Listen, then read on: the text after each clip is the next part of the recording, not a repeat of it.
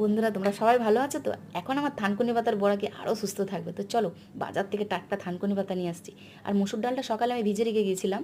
তো পাতাগুলো ভালো করে দেখো আমি ধুয়ে নিয়েছি একটা একটা করে। এবারও শিলের মধ্যে দিয়েছি মুসুর ডাল, কাঁচা লঙ্কা, রসুন কোয়া দিয়ে একদম মিহি করে বেটে নেব।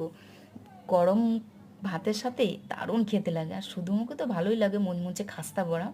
চলো বাটা হয়ে গেছে, ননি করে একটা পাত্রের মধ্যে নিয়ে নিলাম। এবার ওতে আমি দিয়ে দেবো কী বলো তো, একদম হাফ চামচের মতো বেকিং পাউডার দিয়ে দিলাম। আর এক বাটি চালের গুঁড়ি রেখেছিলাম আলাদা, ওই চালের গুঁড়িটাও আমি দিয়ে দিলাম। আর পরিমাণ মতো লবণ দিলাম, আর সামান্য পরিমাণ হলুদ দিয়ে ভালো করে ফেটে নেব। দেখো ভালো করে ফেটে নিলাম। আর ওদিকে আমি আগে থেকে চাটু বসিয়ে রেখেছি। ওই থানকুনি পাতা দুটো নিয়ে সাদা তেলের মধ্যে দিয়ে দেখো চাটুর মধ্যে দিয়ে দিলাম। চলো এবার একটা একটা করে আমি ছেড়ে দিলাম চাটুর মধ্যে, দিয়ে উল্টে পাল্টে দিয়ে ভালো করে গরম গরম বড়া ভাজা হয়ে গেছে। গরম ভাতের সাথে পরিবেশন করে খাও। আর আমার কথা মনে করো, দিদিকে মনে করে একটা ছোট্ট করে সাবস্ক্রাইব লাইক করে দিও, পাশে থেকো। ধন্যবাদ।